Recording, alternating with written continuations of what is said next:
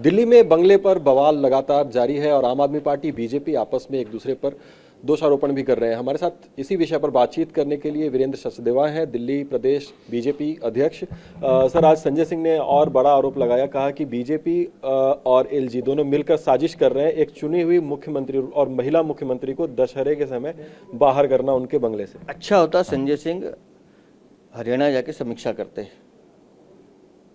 कि वहाँ इतनी बुरी मार क्यों पड़ी है। दोनों हाथ उठा उठा के बड़े बड़े दावे कर रहे थे। अपने आप को हरियाणा का लाल बताने वाले अरविंद केजरीवाल को हरियाणा की जनता ने लाल करके भेज दिया। संजय सिंह उस पर बोलते। और जिस बंगले की बात संजय सिंह कर रहे हैं, मैं संजय सिंह को सिर्फ इतना बताना चाहता हूँ कि वो बंगला पीडब्ल्यूडी विभाग का है। वो किसी भी मुख्यमंत्री के लिए आवंटित बंगला नहीं है, डेजिग्नेटेड हाउस नहीं है। ये बात इनको मालूम है। और किसी भी सरकारी बंगले को, ये खुद भी एक सरकारी निवास में रहते हैं, उसमें घुसने का और उससे निकलने का एक सेट प्रोसेस है जिसको सबको पूरा करना पड़ता है। और वो प्रोसेस आपके भ्रष्टाचारी पूर्व मुख्यमंत्री अरविंद केजरीवाल को पूरा करना चाहिए। पीडब्ल्यूडी के विभाग को जब आप चाबी देते हैं तो उससे पहले एक इन्वेंट्री तैयार की जाती है जिसमें पूरे सामान की लिस्ट बनती है कि ये सामान सरकारी विभाग ने आपको दिया था, आज उसकी स्थिति क्या है, वो है या नहीं है।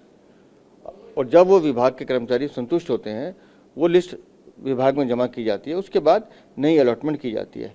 आपने वो प्रोसेस पूरा नहीं किया। क्यों? क्योंकि जब आप उस प्रोसेस को पूरा करते तो आपको बंगला खोल के दिखाना पड़ता। अब उस भ्रष्टाचारी शीशमहल को अरविंद केजरीवाल कैसे दिखाएंगे, जिसमें आपके, हमारे और दिल्ली की जनता के टैक्स के पैसे लूट के लगाए गए हैं। करोड़ों रुपए का इटालियन मार्बल लगा है, 8-8 लाख के पर्दे लगे हैं, 5-5 लाख के टीवी स्क्रीन लगे हैं। कैसे दिखाएंगे ये? क्योंकि वो चोरी का पैसा है। कैसे दिखाएंगे कि कैसे उन्होंने 20 सरकारी बंगलों तोड़ के अवैध निर्माण किया है? कैसे दिखाएंगे कि सैकड़ों पेड़ रात रात में काट दिए गए हैं? तो उन अपनी चोरियों को छुपाने के लिए अरविंद केजरीवाल आपराधिक मानसिकता से ये काम कर रहे हैं और चोरी छुपे उसमें आतिशी मार लेना को घुसाना चाहते थे, जो संभव हो नहीं पाया। लेकिन सवाल ये है सर, उनका कहना है कि जब तक आतिशी के पास चाबी नहीं थी तब तक वो कैसे आवास में प्रवेश कर गई। इसका मतलब कि पीडब्ल्यूडी द्वारा ही उन्हें चाबी सौंपी गई। मैं फिर बता रहा हूँ, चाबी खुद अरविंद केजरीवाल ने सौंपी। पीडब्ल्यूडी अधिकारियों के साथ तो फोटो शूट हुआ, चाबी लो दूसरे हाथ से ले लो, और उसके बाद आतिशी को घुसाने की कोशिश की गई। और उन्हीं पीडब्ल्यूडी के अधिकारियों ने जब आपकी चोरी पकड़ ली तो अब विजिलेंस जांच भी हो रही है 3 अफसरों के खिलाफ। अब जांच हो रही है तो सच्चाई भी सामने आएगी। तो कितनी देर लगेगी? अरविंद केजरीवाल इंतजार कर लें, क्योंकि इस साजिश में वो खुद सबसे बड़े सूत्रधार हैं। एक बड़ी बात आपने कही कि दिसंबर के बाद शायद दिल्ली में सरकारी कर्मचारियों को तनख्वाह मिलनी मुश्किल हो जाए। ये क्या पूरा मामला है उसके बारे में, और क्या सच में नया साल जो है वो फीका हो जाएगा सरकारी पूरे महकमे का? मुझे दिल्ली के अपने सरकारी कर्मचारियों की चिंता है, भाई बहनों की। अरविंद केजरीवाल के 10 साल के आर्थिक मैनेजमेंट का, या मिसमैनेजमेंट हम कहें, उसका नतीजा है कि दिल्ली सरकार ने इस बार 7,000 करोड़ के घाटे का बजट पेश किया है। ये अब तक दिल्ली के विधानसभा इतिहास में नहीं हुआ। ये सिर्फ ये कारनामा इन्होंने ही किया है। और जब 7,000 करोड़ का घाटा है तो फिर आपको तनख्वाह भी देनी है, आपको ऑन गोइंग प्रोजेक्ट भी पूरे करने हैं, और वो योजनाएं भी पूरी करनी है जो आप जिनकी घोषणा करते हैं। तो उसके लिए पैसा कहाँ से आएगा? और ये स्थिति तब है जब दिल्ली लगातार रेवेन्यू में बढ़ोतरी हो रही है, पैसा ज़्यादा आ रहा है। उसके बावजूद अगर 7,000 करोड़ का घाटा है तो सिर्फ एक कारण है, अरविंद केजरीवाल और उनकी जो टीम है उसका भ्रष्टाचार।